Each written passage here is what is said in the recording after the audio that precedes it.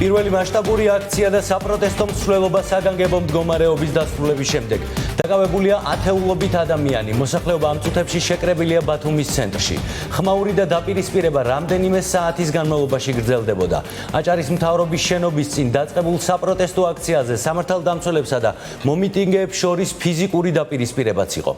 აქციის მონაწილეები ელდარ ანთაძის და რეზო წულუკიძის წინასწარი პატიმრობიდან გათავისუფლებას მოითხოვენ. ოჯახის წევრების თქმით, მათ ბრალი მტკიცებულების არქონის მიუხედავად წარუდგინეს და პოლიტიკური ნიშნით დააკავეს. ჩვენი გადამღები ჯგუფი აშუქებს აქციას ბათუმში. გიორგი კვიჟინაძე გვერდება ახლა პირდაპირ ეთერში. გიორგი, რამ შეიძლება განმუხტოს დაძაბულობა, რას ითხოვენ ამ ეტაპზე აქციის მონაწილეები? ელსო, ამ დროისათვის აქციის მონაწილეები კვლავ არიან შეკრებილნი ბათუმის პორტის მიმდებარე ტერიტორიაზე. ისინი ჯერჯერობით დაშლას არაპირებენ. თავდაპირველად საპროტესტო აქცია დაიწყო ბათუმის აჭარის მთავრობის სახლთან. აქციის მონაწილეები ხვდებოდნენ მთავრობის წარმომადგენლებს და ისინი სთხოვდნენ, რომ დაუყოვნებლივ გათავისუფლებულიყვნენ დაახლოებით ერთი თვის წინ დაკავებული ორი სპორტსმენი და ისინი სწორედ ამ მოლაპარაკებას აწარმოებდნენ აჭარის მთავრობის წარმომადგენლებთან, თუმცა შეხვედრა უშედეგოდ დამთავრდა და აქციის მონაწილეებმა სცადეს, რომ გადაეკეტათ ბათუმში რუსთაველის გამზირი, რასაც მოჰყვა სამართალდამცველებსა და აქციის მონაწილეებს შორის დაპირისპირება.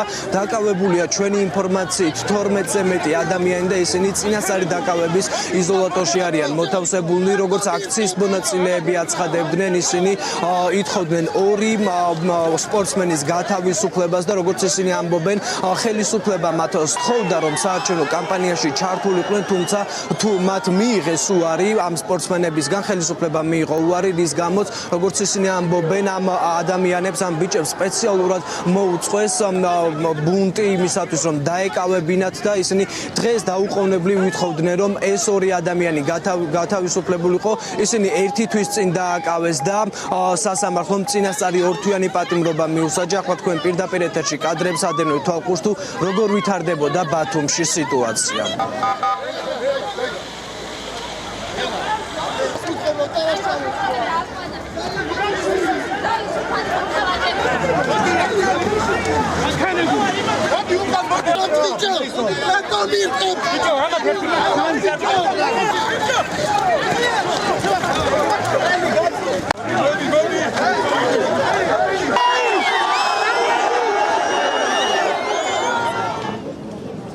დღეს მთელ დღის განმავლობაში ხულოს მოსახლეობა იყო შეკრებილი აჭარის მთავრობის შენობასთან. ისინი ითხოვდნენ ორი სპორტსმენის გათავისუფლებას და ხვდებოდნენ მთავრობის წარმომადგენლებს, თუმცა შეხვედრა, როგორც უკვე გითხარით, უშედეგოდ დამთავრდა, რამაც გამოიწვია დაპირისპირება და სამართალდამცველებმა დააკავეს ათეულობით ადამიანი.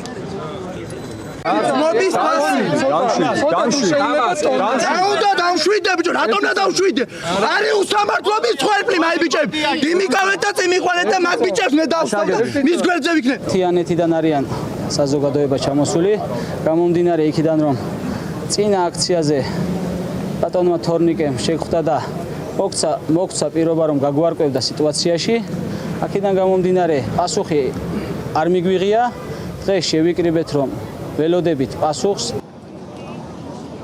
ამ დროისათვის აქციის მონაწილეები კვლავ არიან შეკრებილნი და ისინი არაპირებენ დაშლას. ახლა ოპერატორი გაჩვენებთ პირდაპირ ეთერში აქ არსებულ სიტუაციას. ჯერჯერობით ამ დროისათვის სიტუაცია არის დასტაბილურებული, საკმაოდ მობილიზებულია სამართალდამცველების დიდი რაოდენობაც. აქციის ჩვენ ვესაუბრეთ ერთ-ერთი აქციის მონაწილეს, რომელიც აცხადებს, რომ უახლოეს პერიოდში ისინი შეხვდებიან სამართალდამცველებს, სავარაუდოდ ისინი ისაუბრებენ დაკავებული პირების გათავისუფლებაზე. პოლიციის მხრიდან იყო გადაცნობა ქალებიც არ დაენდესო. წინა დაკავებული ხალხის სიტუაცია ვიცი, რომ უდანაშაულოდ დაიჭირეს. ეხლა ეს უდანაშაულოდ დაიჭირეს, 14 კაცი თუ არ დაიჭირეს, ეხლა უნდა გავერქვე, ხო?